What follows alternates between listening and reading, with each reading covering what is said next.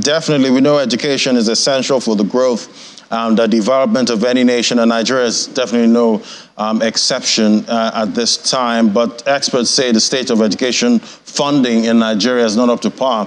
Let's look at some data now to see how we're doing. We see for education budget in Nigeria, we see 2024, 2.18 trillion naira, and for 2023, 1.79 trillion. That was what was budgeted for education. If you can put that up for me now, we're seeing an improvement, when it comes to how much how much education, gets when it comes to budget in Nigeria.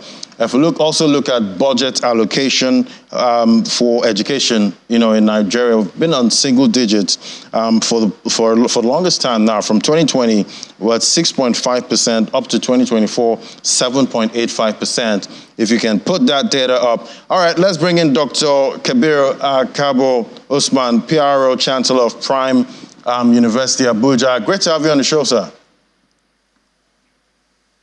Hello, good afternoon. All right, so there's no doubt that public universities are bedeviled with, lack of funds and funding at this time. How do you see private universities, handling this challenge? Because most people will say, private universities are okay. They get all of those big fees at this time, so they don't need any funding. How are you seeing it? Well, it's very positive direction. I'm sure you can see that the population of this country is about 220 million, and the state universities and federal universities are insufficient.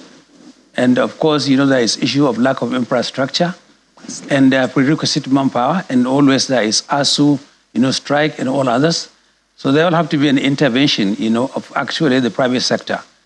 And of course, that is why the Prime University Abuja, which I'm the Pro-Chancellor, is trying to make its own contribution for the development, education development in this country. Typical example, we have very, very focused agenda, in terms of skills agenda. Because from what we have been hearing, people graduate and they're not employable. So our own focus is in terms of the curriculum. We are focusing on skills agenda, focusing on areas to do with artificial intelligence, areas of cybersecurity, and areas of other related elements to do with crime, and areas of law and order, and making contribution in terms of agriculture and the rest of it.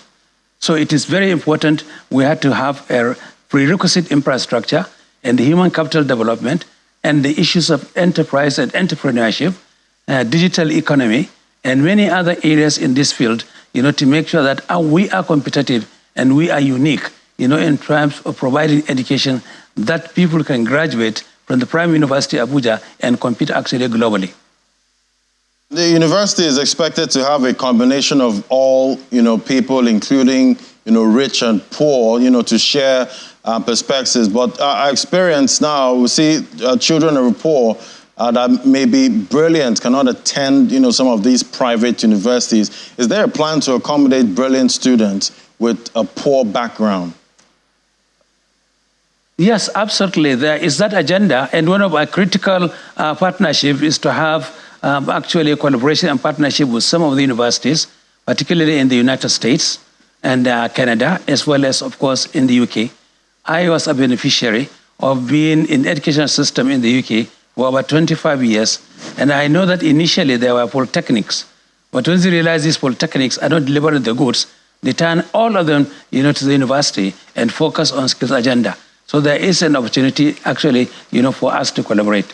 And of course, there is opportunity for foreign students, overseas students, to come and benefit. You need to go and see our campus, and you need to see the infrastructure, the vice chancellor, the principal officers. They are absolutely up and running with global best practice and international experience. And that is why we said we are unique, and we have professional leadership, and there is differentiation in Prime University, Abuja. I will believe that if people are interested, they can go and find out, and they know that that university is a community university, and it is for all students. And we also offer some scholarships, for students, so that those people in the poor background are not excluded. They are also given the opportunity, to acquire, good, degree qualification, so that they don't just go and look for employment. They become employers in the near future. Right, and looks like, looking at it from an investment perspective now, investment in education in Nigeria definitely requires a lot of funding. Talk to me about how this is being, attended to by players like yourself, in this market, because at the end of the day, it seems like it just needs a lot of funding going forward. Maybe you might even generate more profit if you put that money somewhere else. But definitely we need investment in education. How can we make it profitable? Well, you see, we did need that investment in education. If you allow me, I will say whatever the focus of the government is, in order to bring economic development in the country, is focus on education, education, education. And that is why we're actually focusing. Provide scholarships for those, but on merit.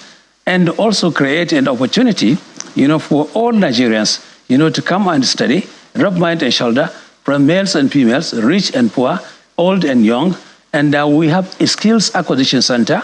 We have skills acquisition center. We have a digital, actually hub where people can really work and be able to get degrees and other qualifications to go and work for Google and go and work for Facebook and go and work for all the kind of social media you can also think about. Artificial intelligence is the way forward and is knocking at our door, and we are doing everything possible. Forensic science is another one. So please, people should come and see the facilities and see the opportunity, and I'm sure people will grab the opportunity, and that's the contribution we can make.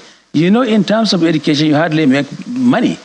Return on investment is very low and is very slow. If you set up a university, maybe if you are lucky, after 10 years, you'll get the return on investment. So we are making our own contribution to support the government agenda in terms of educating our youth. So that is where we are, and that's where we are going.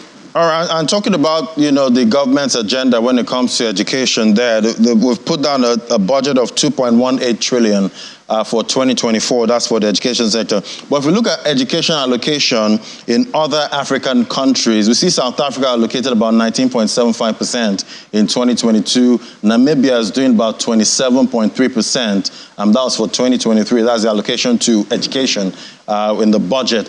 But the UNESCO benchmark is 26%. Talk to me about how you would, what allocation you would like to see coming from Nigeria, because we've been doing single digits for the past couple of years now. How many percent would you like to see of the Nigerian budget?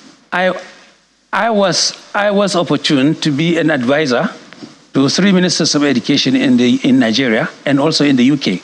And during Jerry Agada, Professor Jerry, Aisha Tuduku, and of course, Aja Nwachuku, I was their technical advisor. And the UNESCO benchmark is just an advisory.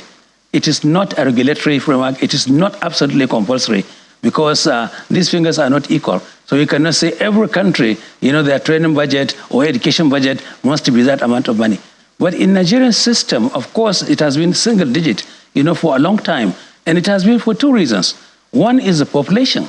There is influx in population. We are trying to catch up with population, and that is one of it. And the second aspect, there are so many other aspects where education, is being sponsored by various organizations, either from the AIDS organizations, from other communities, the World Bank, the IMF, and the UNESCO itself, and many others. If you can harness and get all these contributions together, Nigeria is making a significant contribution actually in education. Honestly speaking, we need to do more. Why? And we need to focus on what? On the skills agenda. If you would allow me, I will say skills and skills and skills should be the critical. Entrepreneurship skills, engineering. You are talking about manufacturing. Industries are collapsing. Now, actually, where are the staff? Where are the engineers? We have to go to the university to produce the engineers who will go and work actually in the manufacturing industry. Right. And this has been the case for many years. We need to rethink in terms of our curriculum offering. We need to rethink in terms of our programs that we deliver. And we really have to make sure that we have the human capital element not actually being frustrated with regards to so many other, frustration that is really happening actually in the country in relation to actually the members issue of the university community. We need to sit down. We need to negotiate. We don't have any other country to go. There is no country better than Nigeria in terms of human capital, right, in terms of human resources, in terms of finances. It's just to put our head together. Yeah, put our heads together. Good place to anchor it there. Thank you so much for coming on, Dr. Kabir Kabo Usman, Pro-Chancellor of Prime University, Abuja. Thank you. Thank you very much. Thank you for having me. All right. Thank you.